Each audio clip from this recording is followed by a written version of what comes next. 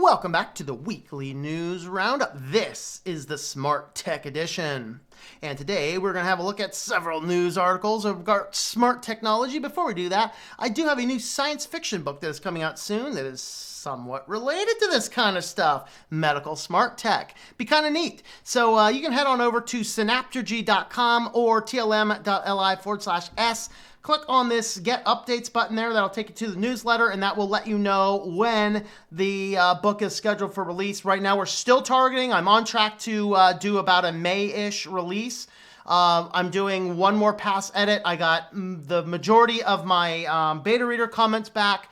We're integrating those things in. We're doing some final stuff. I got to fix the cover on the website here. We're doing some of that, and I'm going to put a couple of intro paragraphs up here on the website soon as well, and maybe some Easter eggs, show you what's really behind the bushes there on that old picture there. But you can head on over to that website to get more information about the book and stay abreast as to what's going on with the book. So let's jump on over into our smart tech news. First up, from Wi-Fi to Spotfire, we tested Plume's new motion detection feature. So this is part of a wireless mesh network that can detect motion by interruptions to the RF frequencies in the room. Very interesting indeed, people.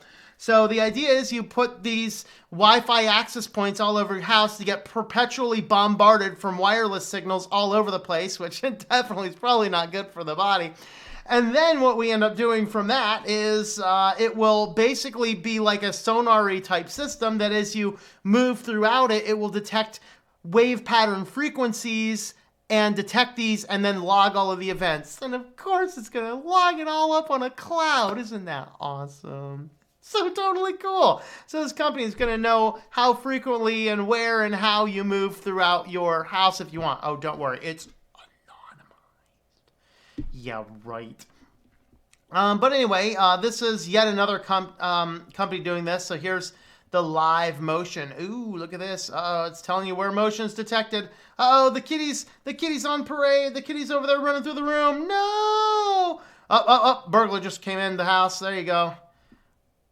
And see that motion ended? That's when I shot him with my 9mm. Oh, kidding. Just don't break in to find out how kidding I am. All right, so the good is human detection is reliable with solid detection rates. Families that don't have large pets probably don't even need to mess with the pet exception setting. It's possible to get decent, if not perfect, idea of where movement occurring by seeing which super pod gets, and they're called super pods. That's frightening. Combination of live 1 day and 1 day and 7 day reporting is effective and intuitive. The bad, no direct support from professional alarm or monitoring companies yet. The advanced settings can still use a little bit of work. Plume reportedly using all 4 of our test Chromebooks as auxiliary sensors, but only one checkbox labeled a Debian computer. See, that's the good. They are doing this on a Debian computer. Switch to Linux. All right, and the ugly. Consumers who are already paranoid about mesh telemetry aren't going to love this edition. Ding, ding, ding, ding. Hey, Alexa, they called it. Order unicorn meat. Confirm. All right, let's jump on over to our next story. Apple is now allowing push notification advertising. Isn't this awesome? So you guys that have your Apple phones, you'll have your app going, and then ding, notification. It's an ad! It's an ad! That's right. They want to go ahead and start doing push notification ads as now being allowed in your iPhone apps. What moron thought this was a good idea? There's some other changes in here, but yeah.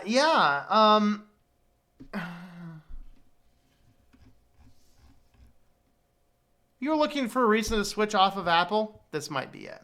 This very well might be it. All right, moving on. A security researcher details how his mom helped him to break into a prison computer network. Isn't that fun? So wait, what? So this is John Strand. If you've not watched any of John Strand's videos, I've watched several of his videos online. Really cool guy. So he's a physical pen tester. So basically, he is hired by companies to find weaknesses in their security. So he'll go through, and it might be picking locks, it might be picking up the security guard's keys when he leaves an entire bag of keys on an unattended golf cart right on the front porch.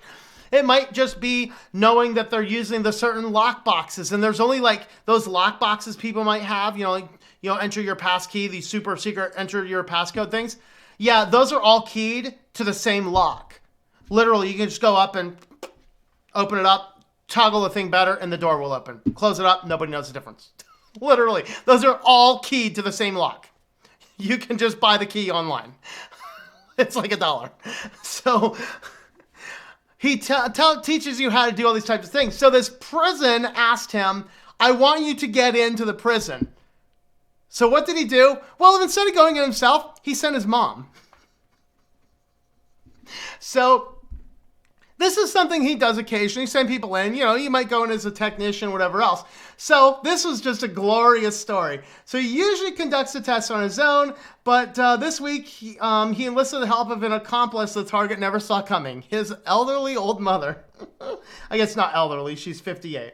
South Dakota Correctional Facility enlisted Strand's help to test digital security, but he threw them a curveball by sending his 58-year-old mother, Rita, to prison.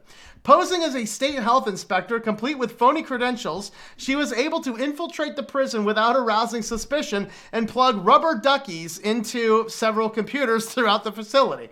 Basically, it's just malicious USB drives that allows him remote access.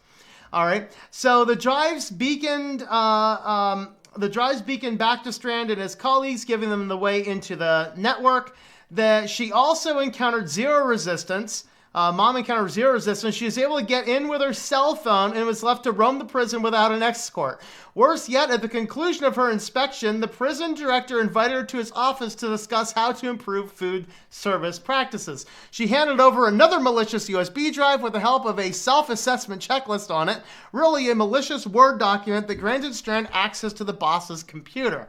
Prison cybersecurity is crucial for obvious reasons. If someone could break into the prison and take over the computer systems, it could be really easy to take someone out of the prison.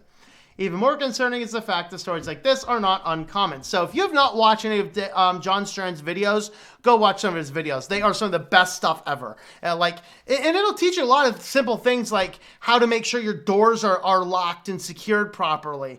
Just a lot of little odds and ends. Really cool stuff, but this was just such a glorious case. I looked down like, I gotta conclude that one.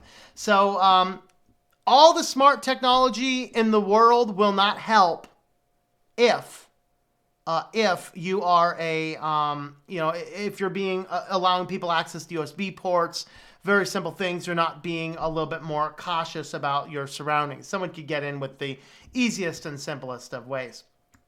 All right. So, RoboPriests are coming to bless you. Yeah, from the Christian Post. So we actually talked a while back, it might have actually been January is when some of these things happened, where there were some like Buddhist temples that were talking about doing some RoboPriests. Now they're having a little bit more discussion about these, and I started digging into this, and actually the first case of one of these was back almost like 5 or so years ago, back when it was 3 years ago, when the Reformation had a 500-year anniversary. They actually deployed a robotic priest down there. Go figure. And so basically they are looking at how the robots are being used in these type of ministerial roles. Now, in this case, in the Catholic Church, where the context was surrounding here, it's a little bit more rigid and structured. You go in, I've sinned, whatever else, and say your Hail Marys and whatever else. Much more routine, much more predictable in responses, so this would work. Protestant churches, probably not as much, but anyway, you could do the robots to pass out communion or something like that. Maybe a baptismal robot, right? What happens when someone hacks that guy and the baptism robot drowns you? He's like, no, you're not down enough. You're not down enough. Robot AI is going to kill us all. But they start out with a quote here from C.S. Lewis. Free will is what has made evil possible. Why then did God give us free will? Because free will, though it makes evil possible, is also the only thing that makes possible any love or goodness or joy worth having. A world of autonoma, of creatures that worked like machines, would hardly be worth creating. And we're creating it. So anyway, RoboPriests are coming. Of course, there was a lot of discussion about the Buddhism robot from a few months ago. There's some other robots coming out in China and Japan. And so basically we're asking, would you allow a robotic clergy to administer the elements of your faith? Very interesting question. Let me know the answer to that interesting one in the comments down below.